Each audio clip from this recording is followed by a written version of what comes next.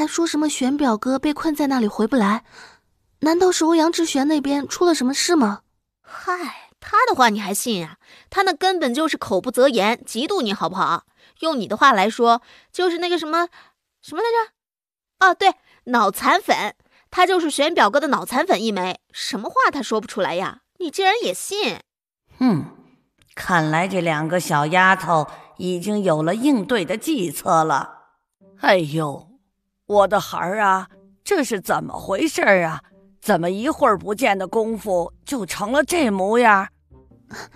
老夫人莫担心，雪儿没事，休息一段时间就好了。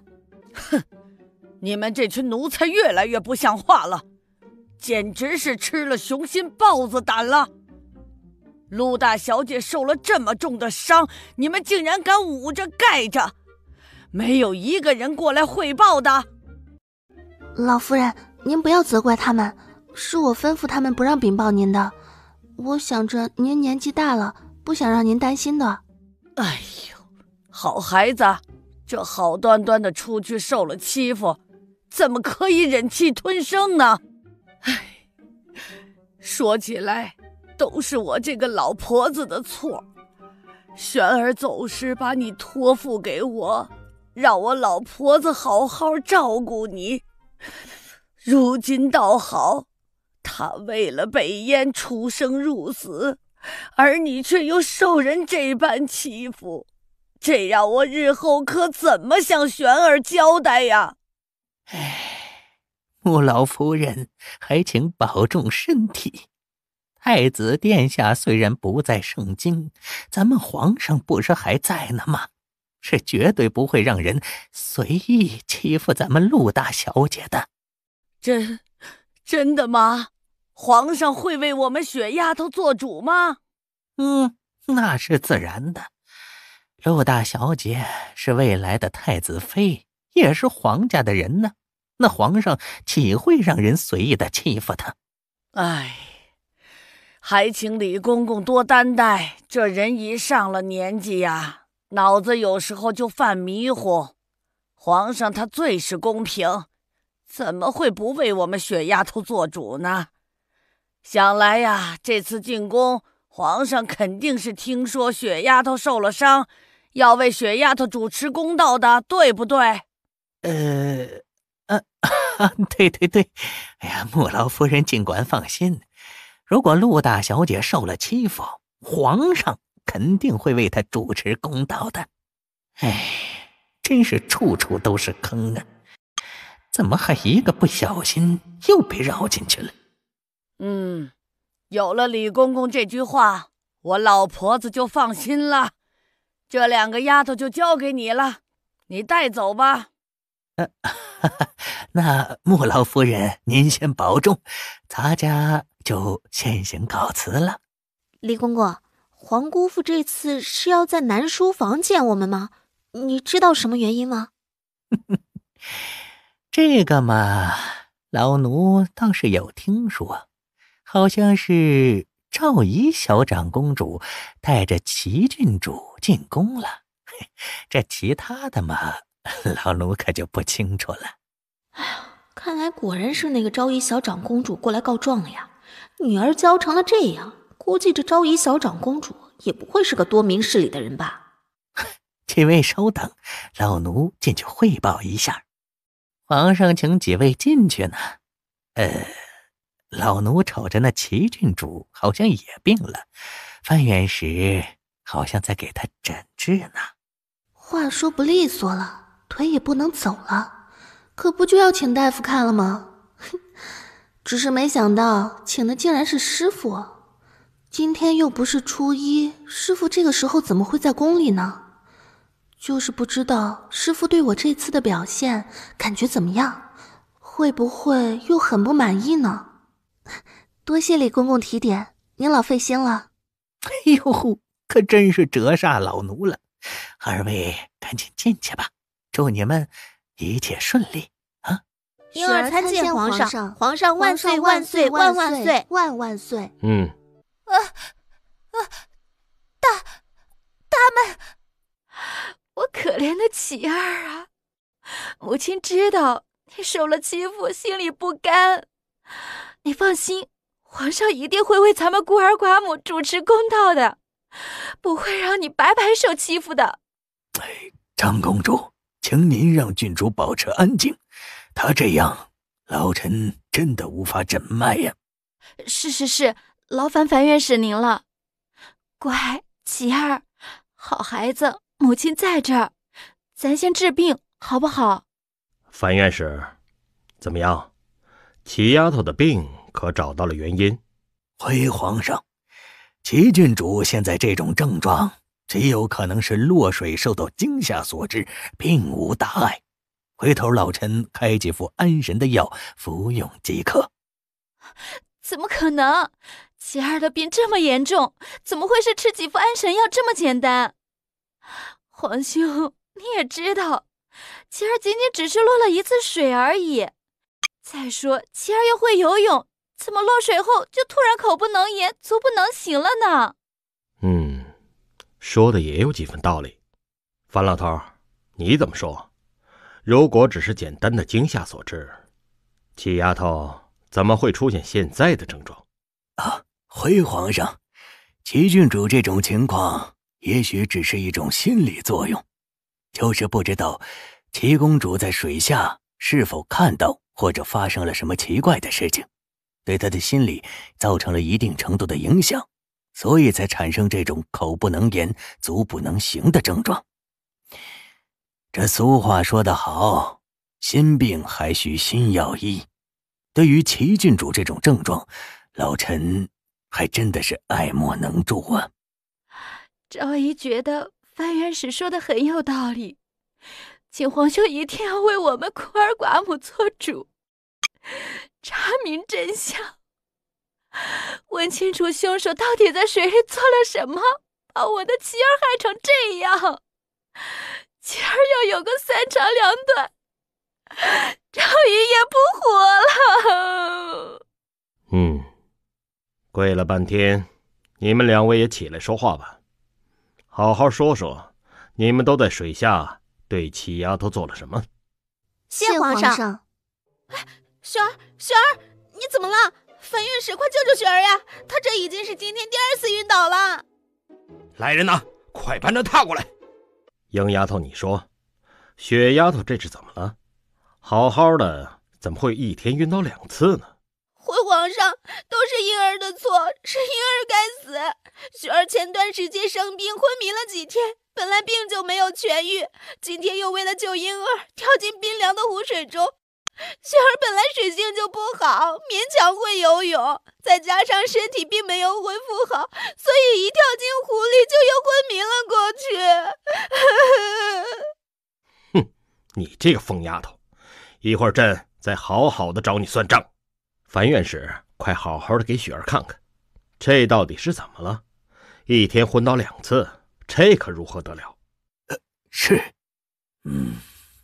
回皇上，陆大小姐身体虚弱，并且在水下应该是被迫喝了大量冰凉的湖水，所以导致病情复发。看样子至少要卧床休息半月有余，方有恢复的可能性。那人呢？怎么这么长时间还没有醒过来？会不会有什么生命危险啊？你赶紧把人给我先弄醒啊！皇上稍等，老臣试一下针灸，人应该很快就能醒过来。民女有罪，还请皇上恕罪。傻孩子，身体不好就赶紧躺着。怎么忘了父皇以前说的话了？以后叫父皇，知道吗？是，都是雪儿不孝，让父皇担心了。真是个傻孩子，不想让父皇操心，就赶紧把身子养好。至于其他的，自有父皇为你做主。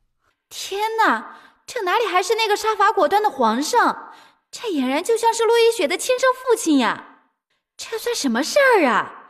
经樊院士3言2语说下来，他的伤竟然比琪儿还重。关键是皇上的心现在已经全都偏到了那个丫头身上，这还怎么为琪儿做主呀？不行，不能再拖了，必须使出杀手锏了。昭仪，你这是要干什么？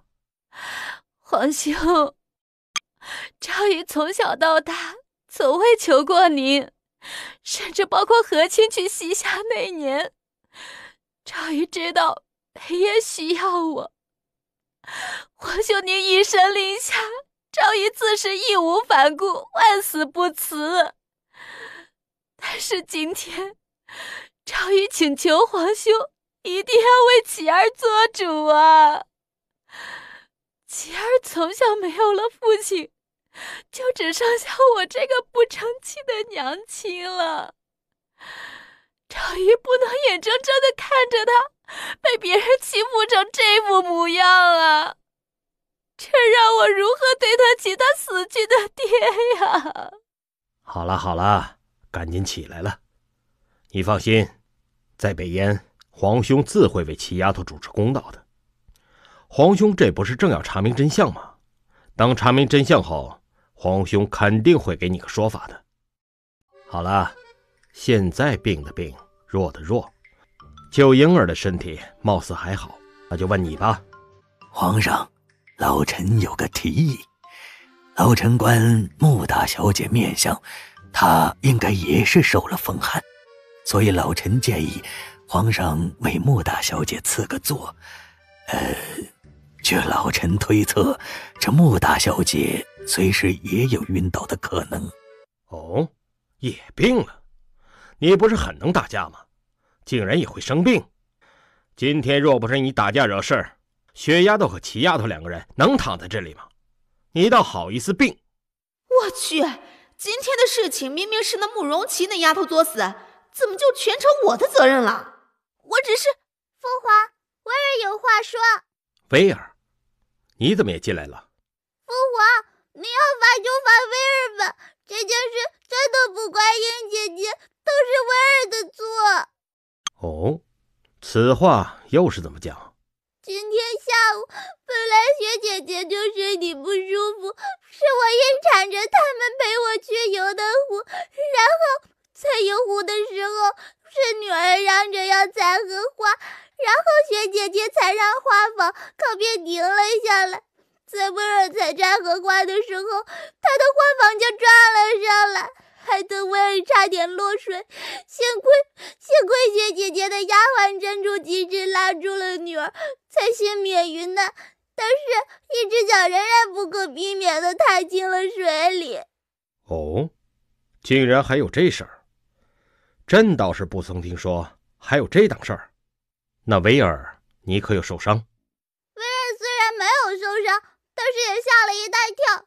英姐姐是看威尔受了惊吓，才过去找对方理论的，想让他给威尔道歉。结果他不仅不道歉，还出口伤人，说女儿落水活该，说我们的花房挡了道，撞了也白撞。可是当时旁边明明还有那么宽的水面，别的花房都能过得去，轮到他了，就非要撞到我们的花房上。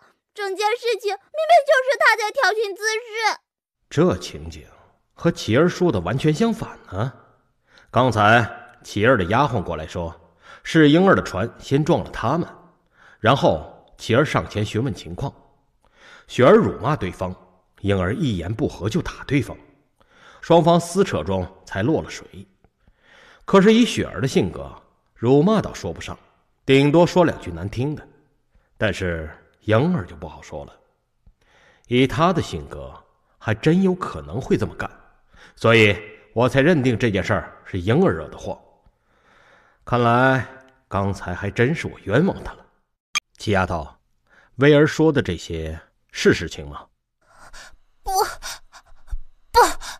皇兄，小公主肯定是有所误会。琪儿从小就乖巧听话，肯定不会是故意撞他们的花房的。不是说船上只有幕府和陆府的人吗？这小公主又是从哪里跑出来的？看来事情有些棘手了。怎么不可能？明明他就是故意撞的，是他自己说的，不信你让他自己说。不，皇兄，琪儿他怎么可能？这样吧，昭仪，既然齐丫头不能说，那还让她的那个贴身丫鬟说吧。李公公，去把齐丫头的那个贴身丫鬟带进来，让她把下午的事儿再说一遍。奴婢参见皇上，皇上万岁万岁万万岁！抬起头来，好好看看现场的这几个人，你认识吗？认识。什么时候认识的？今天下午游湖的时候。那究竟是怎么认识的？因为奴婢和我们郡主乘坐的画舫被他们3人的画舫撞了，我们郡主找对方的小姐理论，对方不仅不认错，还大骂我们小姐，试图把我们小姐推进湖里。我们小姐站立不稳，无意间不小心拉扯到对方，就和他们同时掉落了湖里。哼，一件简单的掉湖事件，竟然能弄出来2个版本，大胆！那个该死的奴婢，好大的狗胆，竟然敢犯欺君之罪，编瞎话来哄骗皇上！你是想满门抄斩吗？公公饶命！公公饶命啊！奴婢不敢，奴婢句句是实话呀！圣人面前满嘴胡言，你还不敢？我看你是活腻了吧？来人呐！奴婢没有，奴婢没有，求皇上不要杀奴婢，奴婢愿意说实话。那还不快快从实招来？是，奴婢刚才不小心说反了，是我们郡主的画舫不小心撞了对方的画舫，对方找我们理论时和我们郡主一言不合，就打了起来，然后就落了水。就这么简单？回父皇，是他先骂我们，他骂薛姐姐是狐狸精、扫把星、迷惑他的玄表哥之类的话，平姐姐听不下去才和他打起来的，并且平姐姐和薛姐姐根本就不会游泳，上来的时候都昏迷不醒了，把女儿都快吓死了，就她一个人会游泳，她现在却躺在这里装病人。你那张嘴倒是敢骂，依朕看，此时说不出话倒是正好，免得再随便出口骂人。皇兄，这怎么可能？琪儿平时连个丫鬟都不敢骂，怎么可能会骂陆小姐呢？这中间一定是有误会吧？那昭仪，你的意思是朕的维儿在撒谎了？维儿现在才刚刚5岁多，你觉得他能编出那些骂人肮脏话吗？昭仪不敢，皇兄恕罪。把这个胡说八道的东西也拖去砍了。是。常护使救命啊！郡主救命啊！你们救救奴婢啊！好了，回去吧。正好齐郡主腿脚也不利索，朕看这半年之内就不要再让他出来活动了。是，昭仪遵命。可是皇兄，琪儿的病怎么都不像只是落水这么简单，肯定是有人。你没看到吗？雪丫头和鹰丫头也病了，这2个孩子根本就不会游泳，到了湖里就晕倒了。雪丫头此时也身体虚弱的紧，齐丫头好歹还会游泳。你觉得朕这会儿应该找谁的责任？刚才樊院使不是说了，齐郡主是心病，回去清清心，好好养病，不该想的别想，自然就好了。是。李公公，你暂且把这2个丫头还有维儿送回去吧，我和樊院使还有些要事相商。师父只是一个大夫而已，皇上把他留下做什么？难道是皇上病了？李公公，皇上这是哪里不舒服，身体有恙了吗？哎呦喂，我的陆大小姐呀，这种话可不能乱说。皇上这95之尊健康的很呐，你怎么可以说他有恙了呢？那既然没病，皇上为什么要把师父留下来？师父除了看病，他可是什么都不会呢，这是多浅显的道理啊！哎呀，这个事情啊，陆大小姐，您是只知其一，不知其二啊。皇上找范院使还真是为了看病，可是呢，却不是为他自己看，而是商议着如何让范院士更好地为灾区的老百姓治病。灾区哪里受灾了？还能是哪儿啊？清河那一带呗。水灾是给辛辛苦苦治下去了，这不作孽呀，竟然又发生了瘟疫。皇上急得2宿都没有休息了，就连太子殿下也……李公公，这眼看都到宫门口了，天气热，就不劳烦您老人家相送了。今天真是太感谢您了，改日啊，祖母一定亲自请您到府上喝茶。哎呦呦，这咱家能敢当啊！莫老夫人实在是客气了，太客气了。那2位小姐一路平安，咱家就先告辞了啊。英儿，你是不是有什么事瞒着我？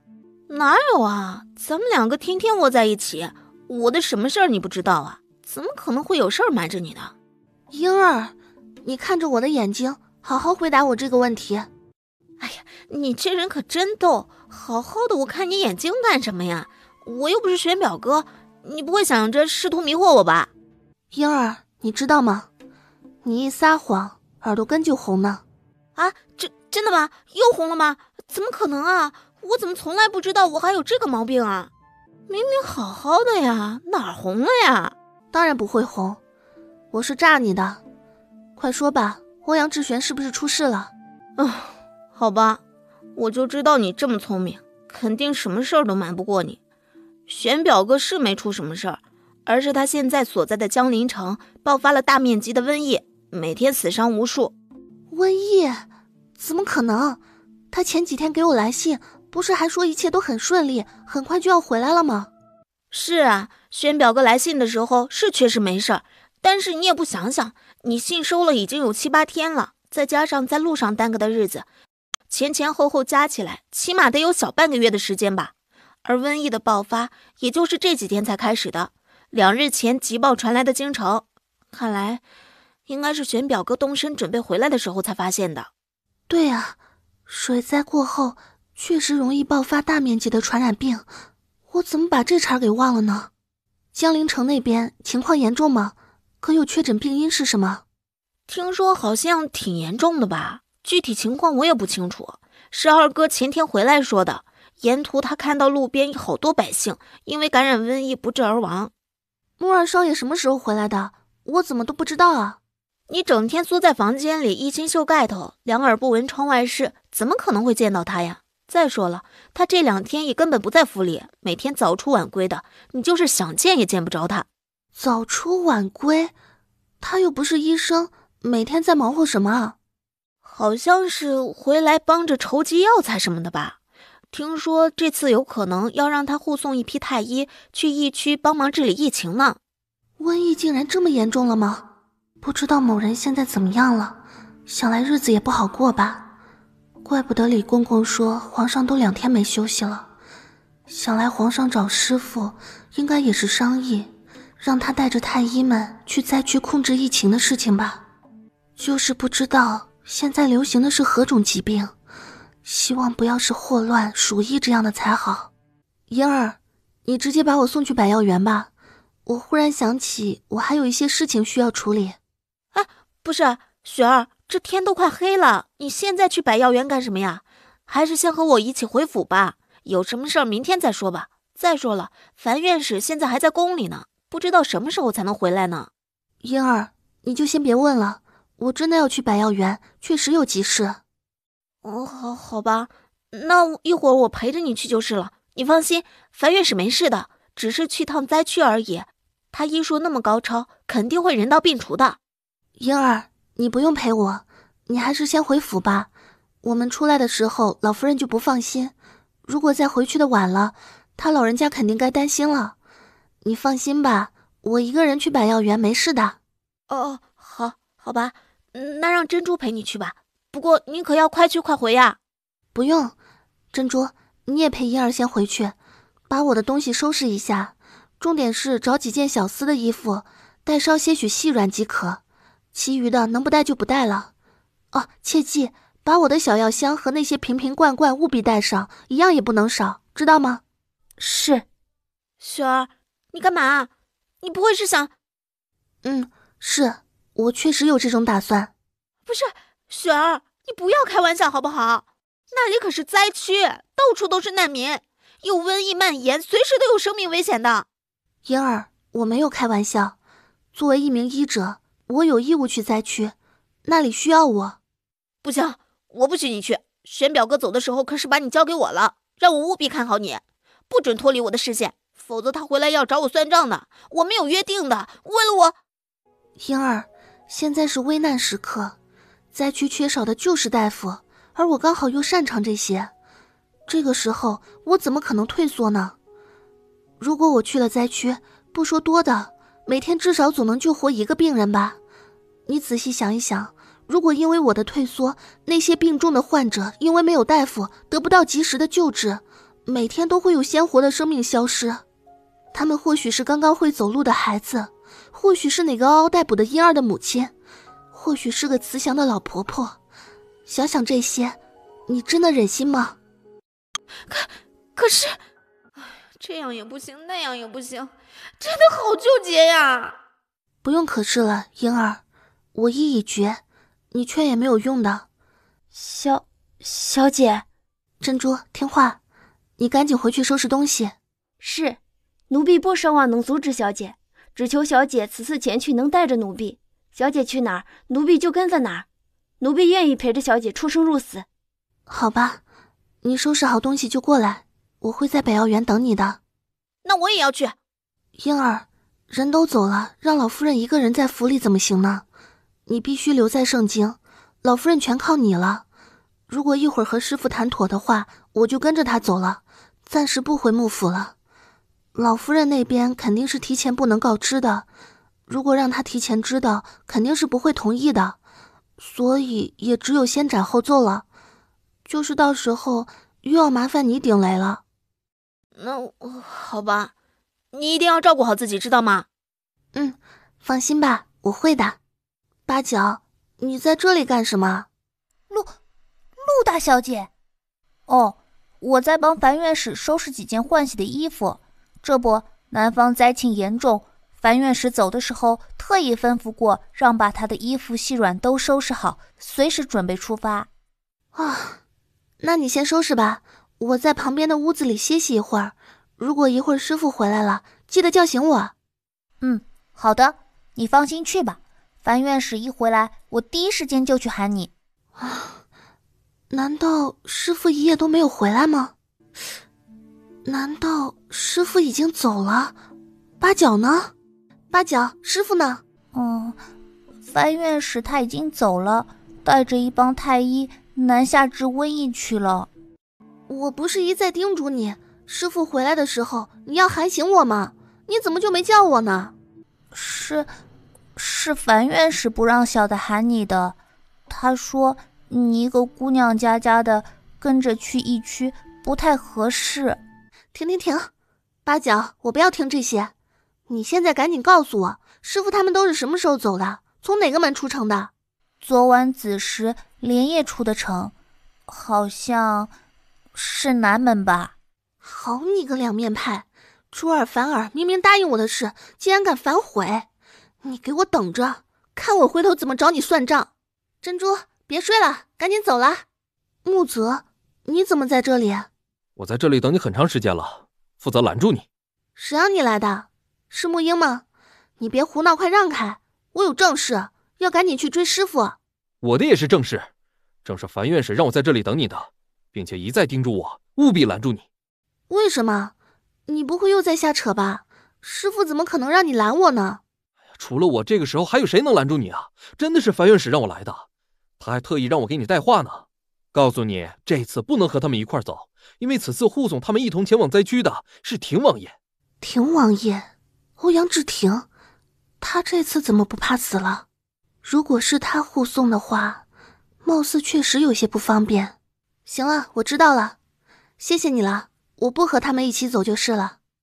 珍珠，我们从另一条道走，直接去江陵府找太子殿下。也不行。为什么呀？我自己去，不和他们一起怎么也不成。路途这么远，你一个姑娘家的不安全。不安全？那你送我去啊。我没空。那不就成了？知道你没空，所以我才自己去的呀。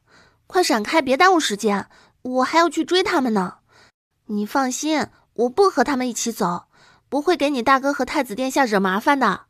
我就只是远远的跟着，只要不被他们发现就行了。我的目的是治病救人，沿途这么多病人，在哪就不是救呢？我没必要非要和他们凑一块儿。如果我就是不让呢？好吧，软的不行，只好来硬的了。木耳公子，那就别怪我不客气了，多有得罪了。1、2、3、4、5。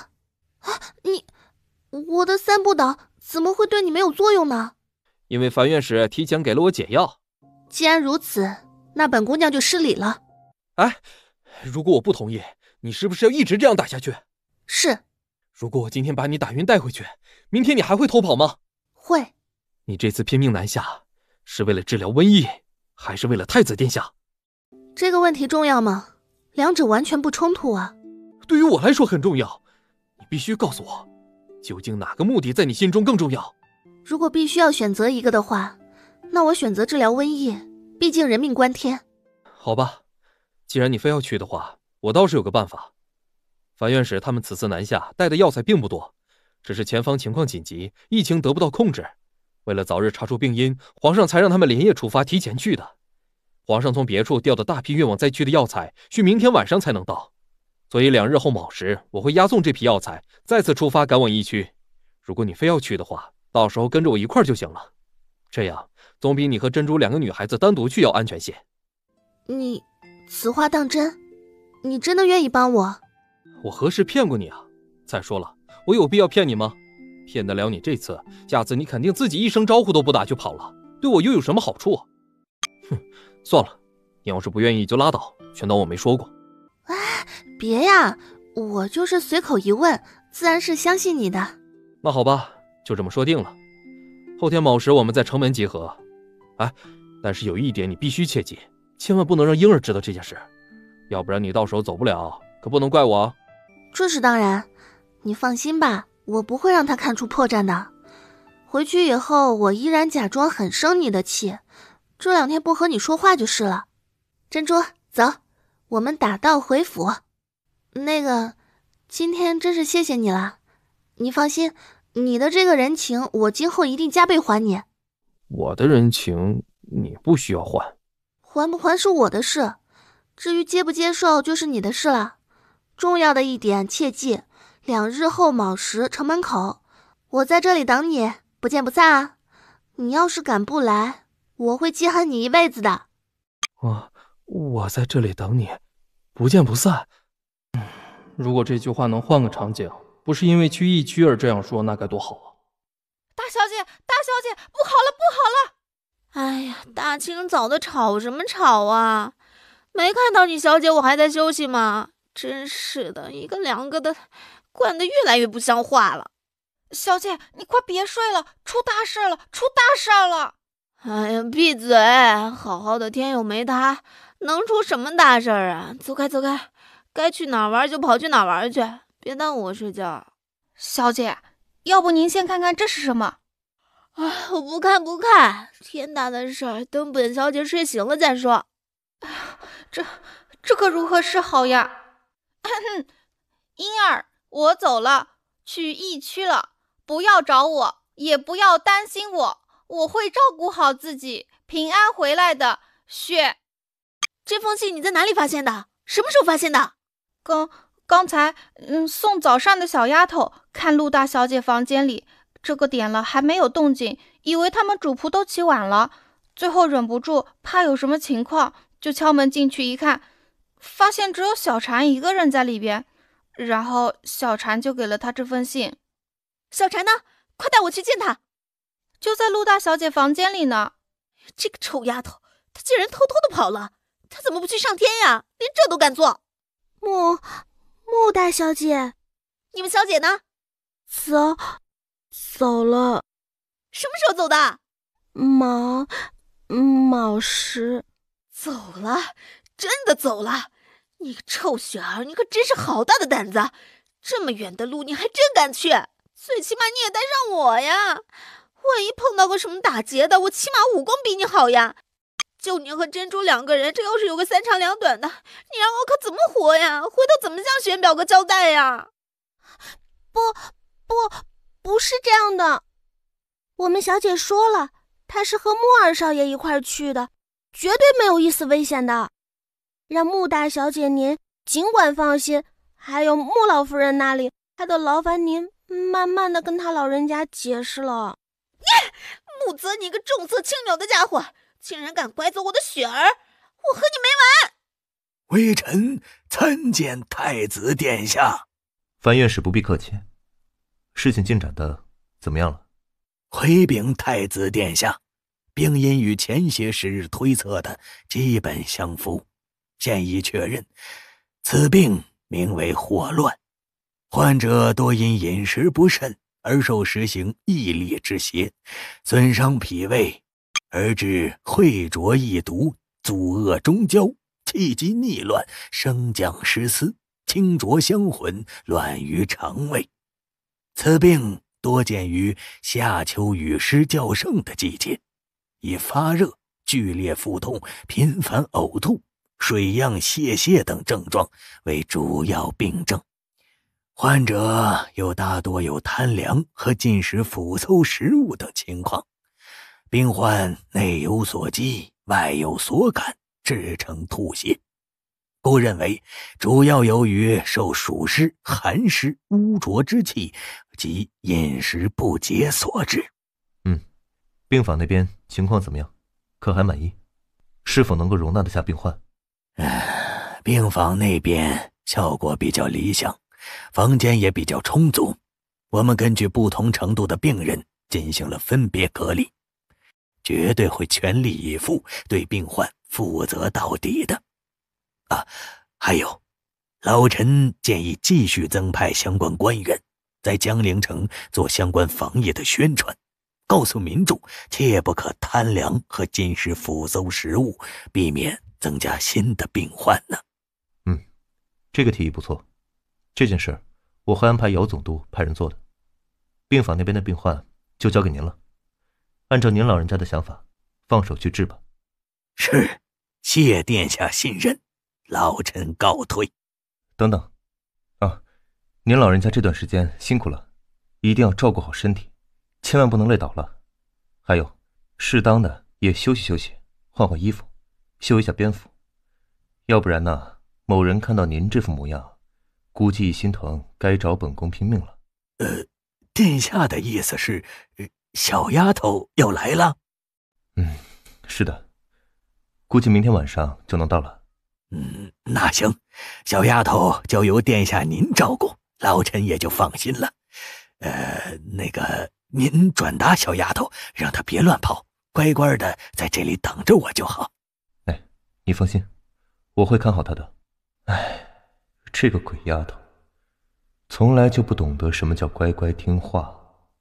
临别时说的好好的，在盛京乖乖等我回去大婚，结果呢，竟然一声不响，偷偷的跟着穆泽就跑了过来。看他来了，我怎么收拾他？这次绝不能手软，非收拾到他长记性为止。估计这小丫头可是要惨喽。太子殿下，那老臣就先行告辞了。这么长时间不见，也不知道他变成什么样了。一路上有没有被晒黑啊？风餐露宿的有没有累瘦？不让他来还偏要来，真是不让人省心。到时候一定要好好质问一下这个小没良心的，这么长时间没见，到底有没有想我？会不会也像我想他一样的，每天在想我呢？这还是那个遇事沉着冷静、运筹帷幄于千里之外的主子吗？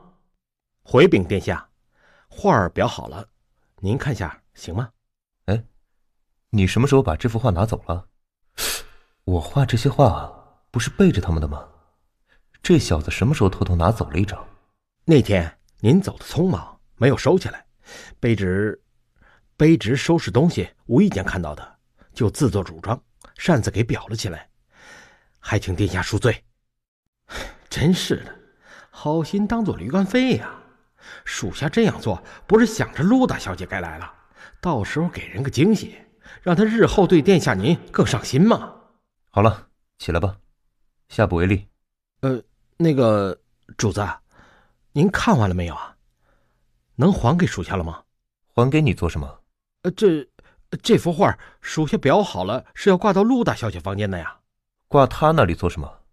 这是本宫画的，当然挂在本宫的房间了。主子，这个事情不能这样理解的呀。画中的女子可是陆大小姐，这画当然要挂在她的房间了。拜托，我还想靠着这幅画在未来的女主子面前邀功呢。我未来的婚姻大事还要靠着女主子做主呢。这几天好不容易努力的成果，就这样被主子白白抢走了，这算怎么回事啊？人是本宫的人，画是本宫的画，我说挂哪儿就挂哪儿。可是主子，可是什么？你小子别整天想些有的没的。让你准备的房间你收拾的怎么样了？已经都打扫干净了，主子放心，全部按照陆大小姐的喜好，准备的物件清一色的粉红色，保证陆大小姐看到以后绝对喜欢的不要不要的。嘿呀妈呀，莫风你可是真是太聪明了，这洞察力可真是杠杠的。这抱牢了女主子的大腿，以后有的你小子的肉吃了。最关键的是把女主子哄高兴了，今后这想娶到叶枫还不是分分钟钟的事儿啊！嘿嘿，这么算下来，叶枫很快就是我的了。从什么时候起，莫风这家伙小算盘打得噼里啪啦的了？这倒好，什么事还都喜欢自作聪明，擅自做主了。谁告诉你雪儿喜欢粉丝了？虽然没人告诉我，但是也不是空穴来风，属下当然是有根据的了。云翔山庄的蜜雪阁里，陆大小姐自己置换的物件不全都是粉红色的吗？属下就是按照那个布置的呀。主子放心，一点也错不了。窗帘、床单等一切物品的颜色摆放全都按照陆大小姐改造过的蜜雪阁照搬来的，这怎么可能有差错呢？你一个臭小子，就等着聪明反被聪明误吧。你的那些小心思，别以为我不知道。嘿，殿下，你就放心吧，您就相信属下这一回，这次准没错。陆大小姐一看，肯定会高兴的。这一高兴啊，自然就对殿下您。启禀殿下。嘿，蓝风啊，主子不是安排你去接陆大小姐了吗？你怎么还在这里没动身呢？哼，敢耽误太子殿下的大事儿，小心一会儿殿下治你的罪哦。殿下，穆二少爷来了。穆二少爷？穆泽？他怎么这个时候来了？他人呢？在门口跪着呢，一身的血迹。一身的血迹？他又惹什么事了？穆泽这个时候一个人跑回来了。那雪儿呢？到底发生什么事了？速把人给我带进来。这个穆泽真是成事不足败事有余啊，什么事都做不好，就运个药材这么简单的事，竟然也能出了岔子。难道是遇到了劫匪？不应该呀，他们也就拉了一些药材上路而已，哪家的劫匪会这么不开眼，去抢这些根本都值不了多少银两的药材？太子殿下，雪儿不见了，还请太子殿下速派人去神龙山找回雪儿。那个不急，我自有主张。你先说说，这一身的血又是怎么回事？哦，我杀了魏大勇，我身上大部分都是他的血。魏大勇？那个协助你运送药材的人，他不是兵部魏侍郎的儿子吗？你杀他干什么？他是廷王爷那边的人，此次他们里应外合，发现了是陆大小姐的真实身份后，偷偷给田王爷报信，派人来抓陆大小姐，被小的得知后，一剑给杀死了。我知道了，你先下去吧，让人顺便帮你包扎一下。记住，魏大勇是被匪徒所杀，和你没有一点关系。你果然不在乎雪儿，都这个时候了，你竟然还能沉得住气？他有可能被田王爷那边的人抓走了，你却一点也不着急。雪儿真是瞎了眼才会喜欢你。雪儿长雪儿短的，雪儿也是你可以随便叫的吗？莫风，把人带出去。来，莫二少爷，小的带您去包扎。我不去，我要去找雪儿。既然他不在乎雪儿的死活，我在乎，我自己去找。蓝风，你带些人去接应一下叶枫他们吧。是，属下这就去。这个欧阳志挺真是越来越过分了，打着来送太医的旗号，把人一放就没有了踪影。现在好了，竟然敢如此光明正大打雪儿的主意。哼，我看他是好日子过腻了，看来有必要给他找些事做了。怎么了？发生什么事了？殿下，安嗣回来了，还是让他进来跟您亲自汇报吧。速把人带进来。他怎么回来了？竟然这么快就回来了？那我的雪儿呢？属下该死，罪该万死，还请殿下治罪。说，你怎么回来了？其他人呢？我的雪儿呢？大小姐她不小心跌落悬崖了，阿姨他们正在那里寻找，让小的先回来向您禀报。属下保护大小姐失礼，自愿接受惩罚。跌落悬崖了？在哪儿？快说，雪儿在哪儿跌落的悬崖？神龙山断魂崖。殿下，陆大小姐怎么可能会跌落悬崖呢？你们是怎么保护她的？还有叶枫呢？他不是一直陪在大小姐身边吗？我们当时都被黑衣人缠住了，然后大小姐在和黑衣人的打斗中一个不慎，失足跌落了悬崖。叶枫现在还带着人在崖下找小姐，他说找不到小姐，他也不回来了。如果小姐走了，他也会跟着去的。王爷，小的可是听说了，太子殿下现在可是宝贝那陆亦雪的姐，只要我们这次能将人弄到手，如此这般找个地方关他几日，就不怕太子殿下不乖乖就范，答应我们所提的这些条件。听着还不错，事情安排的怎么样？今晚有把握得手吗？王爷，尽管放心吧，一切都在我们的掌握之中，事情安排的那是滴水不漏，再加上魏大勇的里应外合，哎呦，您就等着好消息吧。参见王爷。这么快就结束了？人呢？现在哪里？王爷恕罪，因为那些官兵当时都奋起抵抗，拼死保护陆大小姐的安全，所以造成了这次行动的失败。我们没有将人给带回来。不是说万无一失吗？怎么可能会失败呢？哼，真是无能，一个个简直就是酒囊饭袋，竟然连几个官兵都收拾不了。王爷息怒，王爷息怒，容属下再问个清楚。那个魏大勇呢？他不是说那些人很好对付吗？一举一动都听他的指挥吗？当时他可是拍着胸脯保证的那么好，怎么就失策了呢？魏大勇死了。什么？死了？哼，死得好，废物一个，连这点小事都办不好，死不足惜。滚！别在这里碍眼，都给本王滚出去，哪儿远滚哪儿去。属下还有一事心存疑惑，想向王爷汇报。快说。王爷，行动失败之后，属下意外在神龙山的悬崖边还发现了不少黑衣人的尸体。哎呀，那些黑衣人不就是我们派的吗？这有什么好汇报的？你赶紧走吧。不是的，刘总督想错了，那些黑衣人根本不是我们派来的人。属下当时就心存疑虑，还特意的在悬崖边上留意仔细观察了一会儿，发现竟然有不少人都是太子殿下那边的人，在悬崖边忙碌，表情非常的焦急。他们似乎在寻找些什么。走，赶紧走吧！让你们绑个人都办不好，管人家在悬崖边忙活什么呀？真是操些闲心！派了这么多人，竟然没有绑过来一个小娘们儿，真不知道这廷王爷府到底养的是些什么人。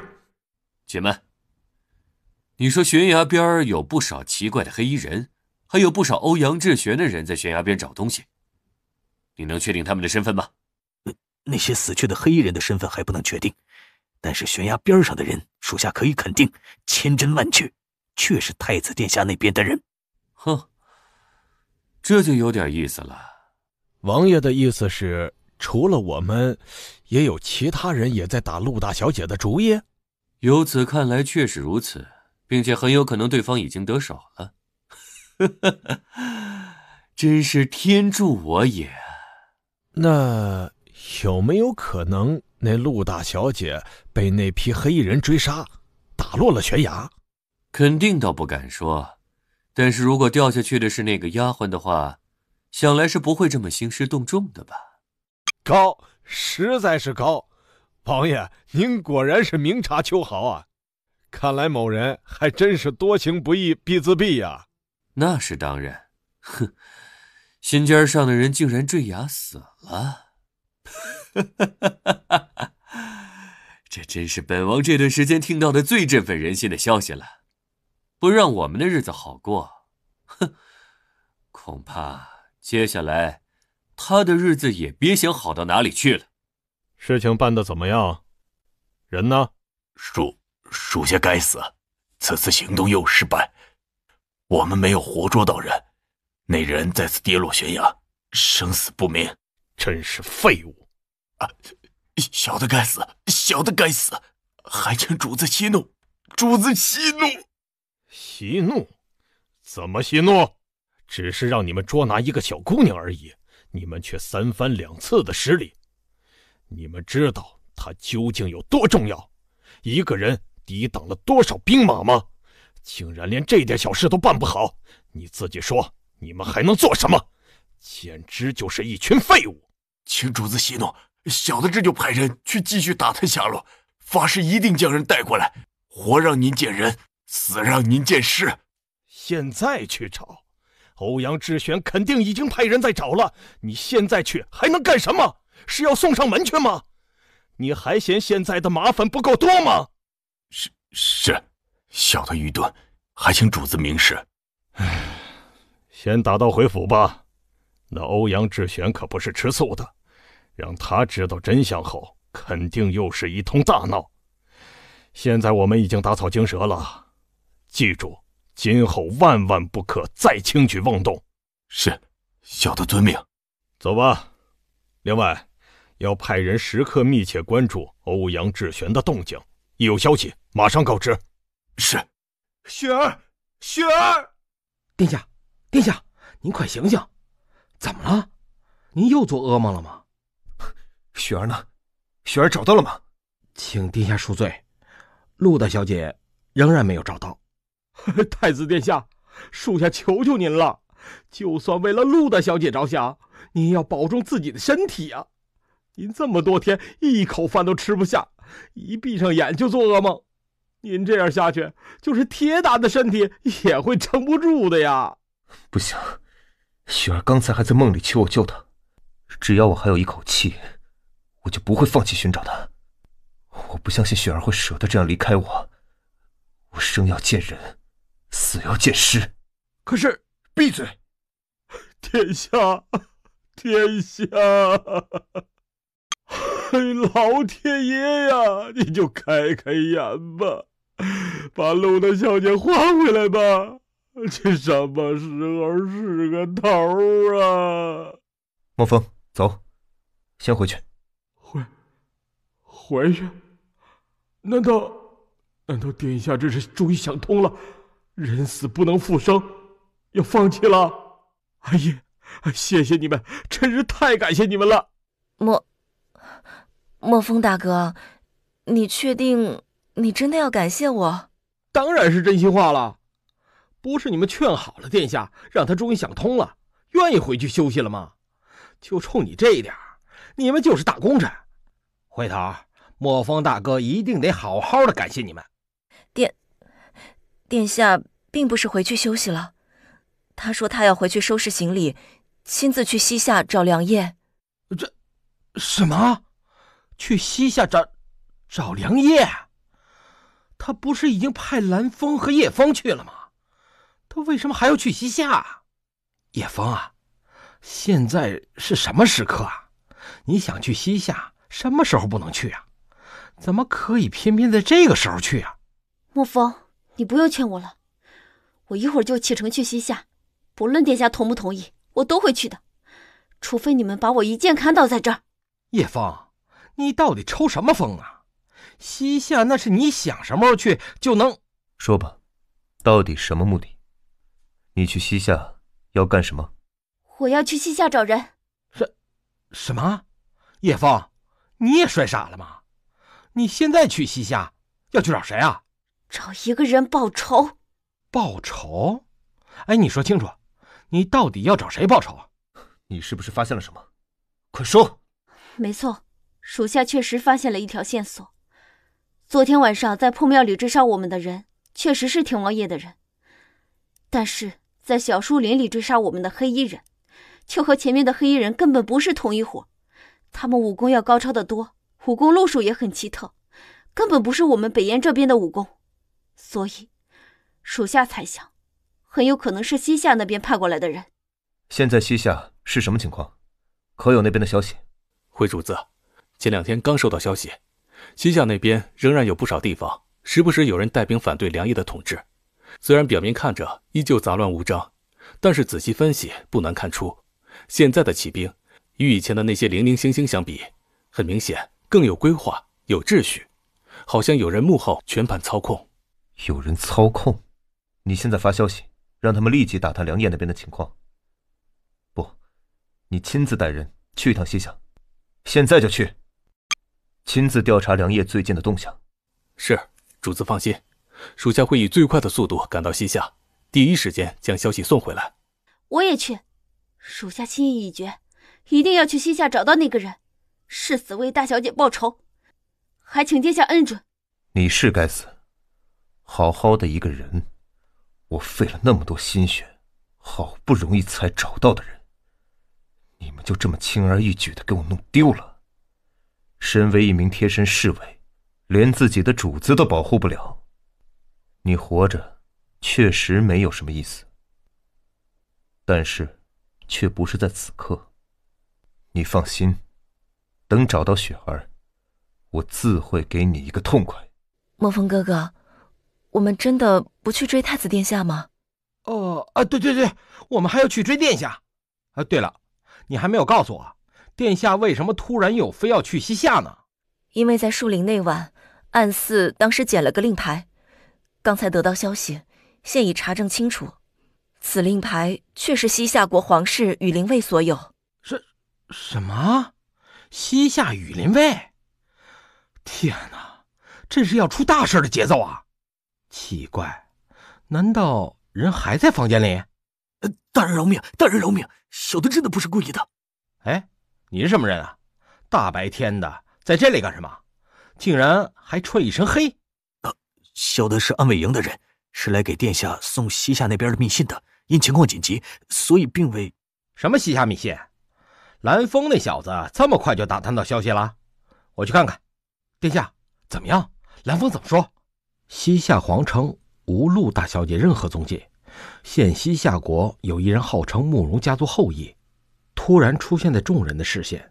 此人现已占领了西夏部分城池，欲纠结人马，重夺皇位。梁烨这几天正在积极的应战，双方刚刚开战，正打得不可开交，想来应该不会和陆大小姐的事情有干系。太子殿下，穆二少回来了。我已经翻遍了神龙山及其附近的大小村庄，都没有找到任何陆大小姐的踪迹。好，真是太好了！好好的一个人，你给本宫弄丢了，现在你却告诉本宫你找不到了。那你为什么不掉牙？你怎么就不去死？我也想替他坠崖，可是我，殿下，来人呐，快去请樊院使！哎呦，谁找我呀？来了！呀，这老臣来的可真是时候，是不是殿下刚一念叨，老臣就及时出现了？殿下可真是大好的消息呀！病房那边的疫情已经基本上控制住了，一些感染时短的病患均已痊愈，分别送回了各自家中。至于一些感染较为严重的，那病情也得到了缓解啊。沐风，殿下这是怎么了？怎么短短几日不见，人就变成了这副模样？还有啊，穆二少爷，你怎么也搞成了这副模样？难道发生什么事儿了吗？樊院使，求求您老了，您就先别问了，赶紧先替殿下诊治吧。好吧，我们先把人给扶到床上，我仔细的查看一下。樊院使，太子殿下到底怎么样啊？您这都忙活半天了，他为什么仍旧一直昏迷不醒啊？殿下这病是急火攻心，思虑过重所致，除老夫也没什么好的办法。按理说不应该发生这种情况啊。最近殿下这里不是诸事顺利，没有什么堵心的事儿发生吗？这怎么就会急火攻心，思虑过重呢？樊院使，您不是神医吗？您倒是赶紧给殿下治啊！殿下此乃是心病，自古心病还需心药医，药石均无效啊。樊院使，就算我求求您了，您老就再想想办法吧。殿下这样昏迷下去，这也不是个办法呀。所以呀，你小子不要老是顾左右而言其他，你告诉老夫具体的病因，老夫才能对症下药。那如果殿下心里的结症一直解不开呢？那会有什么后果呀？他可能会昏迷多少时间啊？这个不好说，那就只有听天由命，看殿下的造化了。或者永远醒不过来，或许明儿个就豁然开朗，醒了过来。所以说，症结才是最重要的。永远醒不过来？樊院使，您老人家不是在开玩笑，故意吓唬我吧？哼，吓唬你对我有什么好处？老夫说的句句是实情。其实我目前所能做的，也就是竭力保殿下不死。这是药方，你每日熬好药，管他喝下便好。至于殿下何时苏醒，那就要看他自己了。自古心病还需心药医，就是大罗神仙现在也都帮不了他。对了，穆二少爷，雪儿呢？你们不是一块儿过来的吗？怎么没有看到她呀？按理说有小丫头在这里，太子殿下不应该会病成这样的。穆二少爷，樊院使，求求你，你也像太子殿下一样打我一顿吧，这样我心里还能好受些。都是我的错，陆大小姐失踪了，是我没有保护好她，把她弄丢了，把太子殿下气成了这副模样。一切的一切都是我穆泽的错。什么？你再说一遍，雪儿失踪了？这怎么可能呢？雪儿身边不是有人保护吗？穆二少爷，你一定是在跟老夫开玩笑，对不对啊？樊院使，我真的没有开玩笑。陆大小姐真的失踪了，都是我的错，是我害了她。我竟然没有看出来，那个韦大友其实早就和别人串通好了，一直在打他的主意。他中间三番四次的提醒我，可是我却根本没有往那方面去想过。我穆泽就是个猪脑子，是我该死，是我该死。这么说，雪儿真的是失踪了，真的失踪了？那你快点告诉我，雪儿到底是在哪儿失踪的啊？你们是不是还没有来得及找她？哎呀，既你们忙没时间去没关系，我这个师傅去找他就行了。我年纪大了也没什么用，反正是有的是时间的啊！你快告诉我，在断魂崖，雪儿师祖掉下了断魂崖，生死不明。我和太子殿下已经不分昼夜带队寻找了10来天了，可是根本没有任何踪迹。断魂崖，竟然是断魂崖！小丫头肯定不会有事的，她那么聪明，肯定是藏在哪个山洞里，等着我去将她给寻回来。断魂崖下到处都是毒蛇，小丫头会害怕的。你们也是，肯定是你们没有好好找的。既然你们没有时间找，你就说呀，让我去呀。这要是吓坏了小丫头怎么办啊？哎呀，我得去找她，我得去。樊院士，你听错了，我们都去找了，是根本没有找到她。樊院士，您老人家没事吧？其实我知道，雪儿她是不舍得离开我的。她说过，等我老了，她还要好好孝敬我，让我享受天伦之乐呢。我老头子还等着100年之后，他为我披麻戴孝呢。你说他怎么可能会舍得抛下我老头子独自走了，让我白发人送黑发人啊？不对，那小丫头鬼马精灵现在一定躲在哪个地方和我玩藏猫猫。看我哪天找到他，我一定要狠狠的教训他，简直太过分了，怎么可以开这种玩笑呢？哎，你们2个赶紧跟着樊院士，这2天负责照顾好他，免得出什么意外。你说这好好的一个人，怎么能说没就没了呢？哎，总之就是现在的情况真是惨不忍睹。这一个病倒了，一个崩溃了，还有一个神经错乱了，这还有我的叶枫，此刻也不知道躲在哪个旮旯角落里伤心呐。哎呦喂，老天爷，你收了我吧，让我顶替陆大小姐好不好啊？哎呦，不对啊，我不是和珍珠被人追杀，跑上山顶，再一次失足坠崖了吗？那现在这又是在哪儿？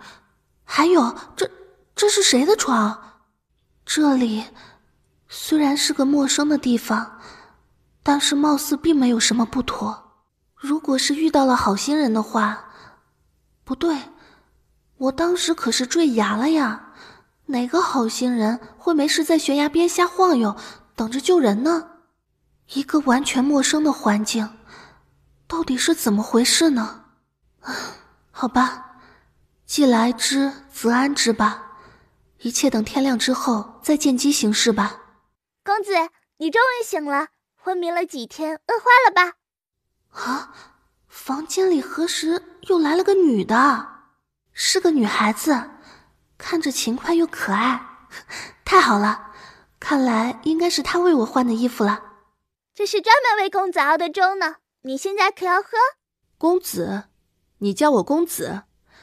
那你可知道我是谁？您是公子呀，怎么了？那你又是谁啊？公子您好，我叫清水，你以后有事吩咐我就行了。等等，事情有些不对啊，这个叫清水的女孩喊我公子长公子短的，她不是都为我换了衣服了吗？那应该知道我并不是个男的呀，难道她现在还不知道我是女的？天哪，难道说衣服真的不是她换的？那个清水啊，我身上的这身衣服是你给换的吗？什么？您的衣服呀？哦，您是说你身上的衣服呀？好像是大当家帮您换的吧？我过来的时候就已经换好了呢。什么？大当家的？这是个什么东东啊？大当家就是我们的寨主呀。寨主？老天爷呀，你干脆收了我吧，不带这样开玩笑的，竟然让这样一个男人替我换衣服，还有这裹胸，你们大当家的这爱好也太独特了吧，竟然亲自做这个，难道每个客人来了他都会亲自帮着换衣服吗？哎，我说这位公子，您说的这是什么话呀？虽说男女有别，做这些确实有些不大方便，但是我们大当家的可是敬您是神医的份上才这样做的。您这位公子说的话也太不积口德了，竟这样说我们的大当家的。哟，我就说了他们大当家的一句，这个叫清水的丫头竟然生气了。她和他们大当家的感情看着貌似比较深厚啊，看来事情另有玄机。这么维护他们债主，该不会这个叫清水的丫头暗恋他们债主吧？仔细想想也是，压债夫人呢，谁不奢望啊？你们还知道男女有别啊？这私自给我换衣服，何止是有些不太方便啊，那是很不方便，知道吗？你这个人怎么好心当做驴肝肺啊？狗咬吕洞宾，不识好人心。我们大当家的一片好心，到了你这怎么就成了别有用心了？这粥你到底是喝还是不喝？不喝我可就端走了。得，又是一个被宠坏的丫头。看来我的猜测没错，这个丫头肯定和他们大当家的有一腿。唉，谁知盘中餐，粒粒皆辛苦，懂不懂啊？懂不懂啊？喝，怎么能不喝呢？清水姑娘，你这都送过来了，如果不喝的话，那多没礼貌啊！哼，装的跟真的似的，不一样和我们大当家送的粥吗？哦，对了，清水姑娘，你们这里到底是什么地方啊？神龙山，神龙寨啊！什么？神龙山？神龙寨？太好了，太好了！原来我并没有再次穿越，吓我一跳，以为一不小心又穿越了呢。怎么样，吓坏了吧？我们这大当家的可是赫赫有名的神龙公子呢，这看你昏迷不醒，便帮你更衣，你丫的竟然还不满意，这是多少人梦寐以求的事情啊，你知道吗？看看，一不小心狐狸尾巴又露出来了吧？是不是你心里一直期盼着这件事，想让你们大当家的也帮你换一次衣服，顺便发生一些什么呀？什么？神龙公子？难道真的有神龙公子？他还亲自给我更的衣？呸！林奕雪，你这是什么狗屁逻辑啊？就算是神龙公子也不行啊！你可是名花有主的人了，你还有欧阳志玄呢，这便宜怎么可以让其他男人随便占呢？这要是让某人事后知道了，以后可有你好果子吃。那是自然，没有神龙公子，我们这山寨还叫什么神龙寨啊？你这丫头怎么说话呢？他神龙公子怎么了？神龙公子就可以随便的，不经过别人的允许就给人更衣了吗？切，美的吧你，也不看看自己几斤几两，还不经过你的允许随便给你更衣。要不是看你是被请过来的神医，我们大当家的才懒得看你一眼呢。你以为自己算哪根葱啊？等等，你刚才说什么？我是被请过来的神医？请问你们什么时候请过我？我怎么从来不知道？还有，我是怎么被请过来的？你是我们四当家和五当家的亲自请回来的呀，怎么了？什么？还四当家的五当家的？请问你们这一个小小的神龙寨到底有几个寨主啊？5个呀，怎么啦？你可真是少见多怪。我去，这丫头的脾气可真是不小。好，咱们先不讨论你们究竟几个寨主的事儿，你先给我说说，你们的四当家和五当家的到底怎么回事啊？我都不认识他们到底怎么把我请过来的？我到底在这里昏迷了多长时间？你在这昏迷了4、5天吧？我们四寨主那可是……是林公子醒了吗？林公子您好，实在不好意思啊，冒昧的把您请过来，真的很抱歉，还请您多多担待。是你？难道你就是这里的大当家神龙公子？看来林公子这是有所误会了，在下并非神龙公子。这样，在下先自我介绍一下吧，我叫秦凯，是这神龙寨的四当家。哦，原来你就是四当家呀。是的，小五过来，这是我的五弟杨岩，也就是神龙寨的五当家。林公子啊，我是小五。五当家好。等等，事情还是不对啊。这么说，就是你们二人将我弄过来的了。只是我很好奇，当时追杀我的哪拨人是你二位派去的？是破庙里的还是树林里的？你们这请人的方式可真够独特的，树林某一时间还真有些不适应了。林公子，哎呀，林公子，您绝对误会我们了。当时追杀您的那些人，可并无我神龙寨的人啊！怎么可能？当日追杀我的明明是2拨不同的人。还有，如果没有你们的人，你们又是怎么找到我的？我想林公子应该忘记了一个问题，这神龙山到底是谁的地盘？不过话说回来，当晚追杀林公子的人确实是2拨，而且很明显，第2拨比第1拨更有实力一些，想置林公子于死地的决心更大。也是，我怎么把地盘这茬给忘了？但是我依旧很好奇，你们究竟是什么时候开始打我的主意，有想把我请到神龙山的打算的？你们是一开始就有此打算，还是要请医生刚好遇到了我？这事儿有些说来话长。我们大当家的这段时间突然得了一个怪病，我和小五就毛遂自荐，想外出请个神医过来为其治病。这不，那天经过驿站留宿，见公子您不仅治好了得瘟疫的孩子，还帮那个王大胡子针灸腿上，所以我们2人就有了请您亲自过来一趟的打算。然后呢？我想知道你们有了请我的打算以后都做了哪些准备？难道说那条溪水也是你们动的手脚？这个嘛，当然不是，不过也不能说完全不知情。实不相瞒，我们2个当时确实也有这个打算的，想先拖慢你们的行程，然后再见机行事。但是等我们2人准备去做这件事情的时候，却发现已经有人在溪水上游放了一些得了瘟疫的死尸，而且山上也一大早就埋伏了2拨人马，貌似都在打公子您的主意。说起来有些惭愧，我们当时没有及时出手相助，实在是有些不够朋友。哎呀，其实也不是啦，四哥，你不用这么内疚，你当然有出手相助林公子了。哦，此话怎么讲？难道你们的出手相助就是看着别人往死里追杀我？林公子，您难道就不奇怪，对方明明射了那么多箭，为什么都没有射到您身上吗？那是因为四哥带着人在旁边一直替您挡对方的箭来着。好吧，这也勉强算吧。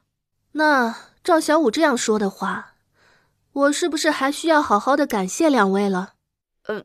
这倒不必了，只要您待会儿把我们的大当家医好就成了。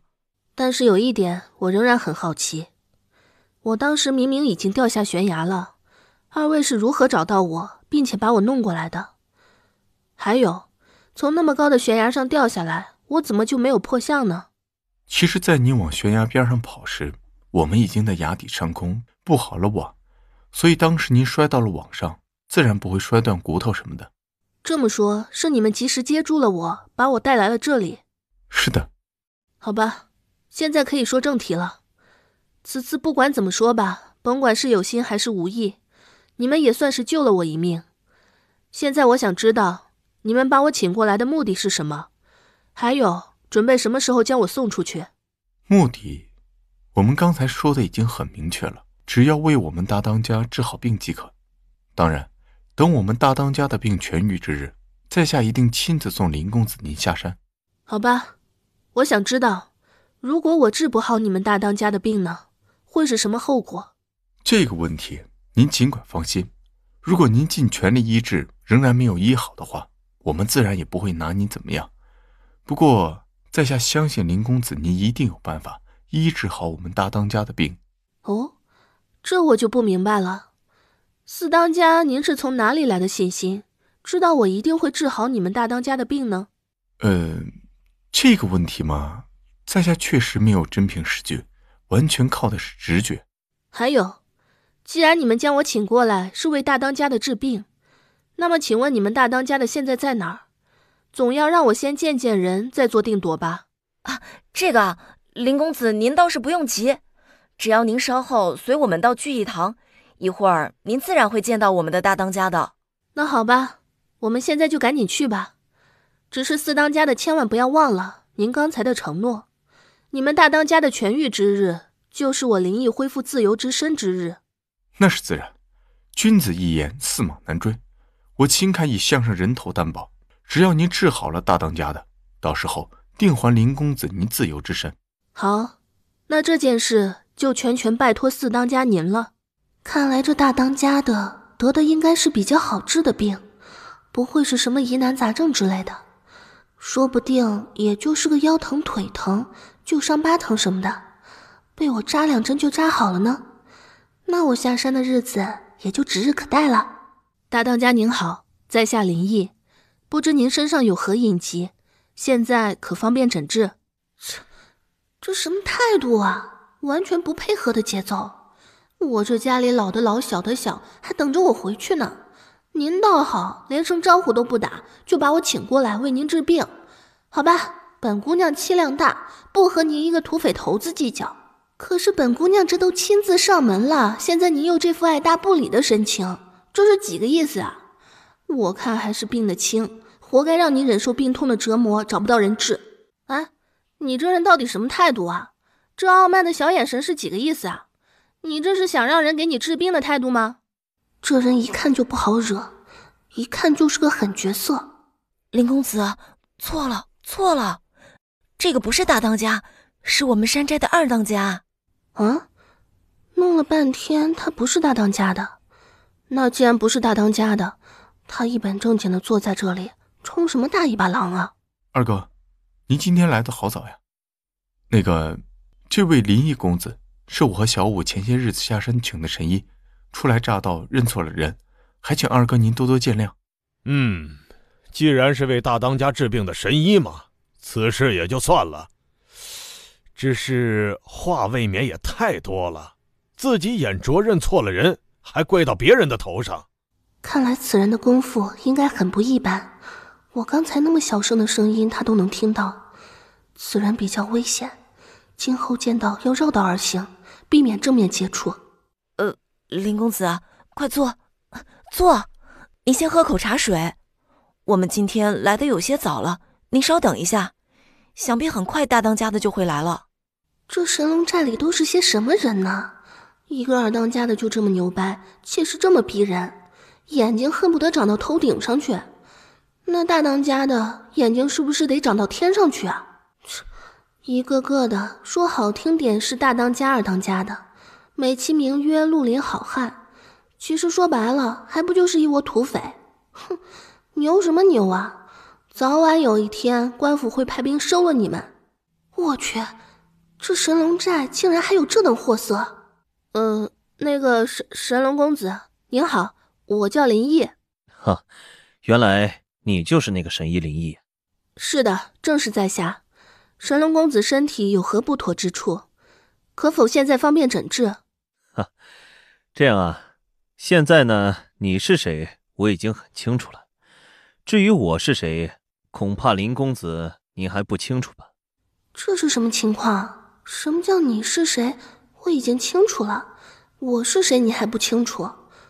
这人是在说什么绕口令吗？原来你也不是神龙公子。阁下以为呢？你没错，在下并不是神龙公子，在下是神龙寨的3当家杨毅。好吧，小五啊，你们大当家的到底什么时候来啊？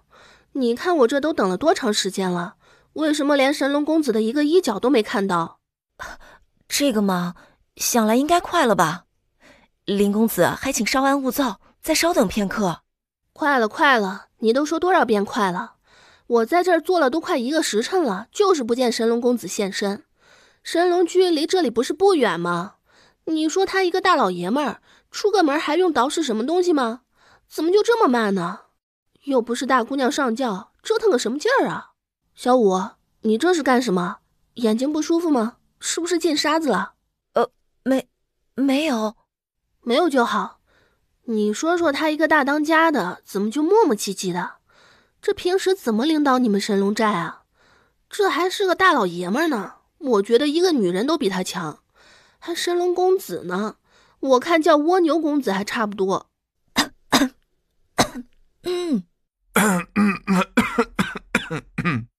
啊，你们一个个的到底怎么了？眼睛都进沙子了？想来这位就是林毅公子吧？这位又是谁啊？不会又像是那个清水一样，是那个大当家的贴身丫鬟之类的吧？怪不得刚才都朝我使眼色呢，原来是怕这姑娘回去告密啊。告就告呗，怕什么呀？反正我也不准备在这里长期混下去，看不顺眼就让我赶紧走呗。我是林毅，不知这位姑娘是……如果林公子你急着诊治的话，那就请先随我来吧。啊，你说说，你们大当家的这到底算怎么回事啊？这是什么待客之道啊？怎么说我也是来为他治病的好不好？这苦等了半天不说，死活不见他本人露面，现在又派你过来，他到底在搞什么呀？我告诉你啊，本公子坚决不去，今天本公子还就坐在这儿不走了。那好吧，看来林公子应该不是很急着下山呢，那就等几位当家的讨论完事情再去神龙居吧。这神龙寨都是些什么人呢？果然穷山恶水出刁奴，这几个当家的横也就算了，怎么这一个个的丫头还这么狂拽呢？那个什么清水是这样，这个白衣姑娘又是这样。啊，这位姑娘，你这又是几个意思啊？字面意思呀。本公子可以理解为，你刚才的意思其实就是，现在不用我为你们大当家的诊治了，没错吧？也可以这样理解吧。你确定你是这个意思吗？你可给我想好了，这要是耽误了你们大当家的病情，你确定你担待得起吗？这个嘛，常言道，君子一言，驷马难追。我既然说了，当然是确定的。既然我能做决定，那结果自然也是担待得起的。看来这人不简单呀，竟然搬出大当家的都真不了他。哦，我知道了，恐怕姑娘你就是这神龙寨的压寨夫人吧？就算不是压寨夫人，肯定也是神龙公子的宠妾吧？随你怎么想了。听你这语气，可有点恃宠而骄的味道啊。就算是大当家的病了，但是现在的神龙寨不是还有另外4个当家的吗？本公子就想不明白了，怎么这偌大的神龙寨就轮到你当家了呢？是吗？那恐怕要让林公子你失望了。这神龙寨一直都是女人当家呢。你究竟什么意思啊？难道传说中的神龙公子是你，竟然是个女的？不好意思，正是在下。看来让林公子您失望了，如假包换。这样吧，既然林公子不着急的话，还是劳烦您先去神龙居再稍等片刻吧，我很快就会回去的。秀水，你带林公子先回神龙居休息。是，大当家的。林公子，这边请吧。天哪，这也太丢人了吧！不带这样开玩笑的，第一天就出这么大的糗，今后还怎么在这神龙寨混下去啊？其实刚才发生的事，林公子您真的不用放在心上。说实话，这世间知道我们神龙公子是女子的人本就寥寥无几，也就山寨上几个当家的和我们这些贴身伺候的丫鬟知道而已。世上大部分人还都是和林公子一样，以为我们神龙公子是个男子呢。其实啊，我们寨主也早就已经习惯了，所以您真的不用放在心上。神龙公子的真人真的就只有神龙寨里的5个当家的和你们几个丫鬟知道吗？是的，千真万确，真的就只有几位寨主还有我和清水2个侍候寨主的丫鬟知道。只这些人知道？怎么可能呢？平时你们公子都不和山寨里的人接触吗？平时你们都不训练吗？有什么大的行动他都不用出山的吗？出是肯定会出去的，但是我们寨主平时外出都会带着这个斗篷的，所以即使是山寨里的人，一般也都没有见过神龙公子的真面目。哦，原来如此，这么说我还是幸运的了。对啊，这足以说明我们寨主对你的信任了。好吧，能得到神龙公子的信任，李毅只能说是上辈子烧了高香了。那是自然，我们神龙公子那可不是一般人，这么多年他真是比一个男子还要厉害。你都不知道，像平时训练的时候，寨主都只是戴着一个简单的面具，浑身上下一身男儿的装扮，和寨里的兄弟一起训练，非常刻苦的。从小到大从来没有因为她是女子而照顾过分毫。有时候那些寨里的兄弟们做不到、坚持不下来的事情，他都能坚持下来呢。如果是这样的话，那神龙公子确实很不简单。唉，秀水啊，同是大当家的贴身丫鬟，你和清水的性格差的可真是有点远呢。林公子，你说清水啊，是不是那丫头早上给你甩脸子看了？是啊，清水平素确实有些小孩子脾气，只是她心地还是非常善良的。林公子，您千万别往心里去。你的言外之意是，清水她平日里应该不只是对我一个人甩脸子了吧？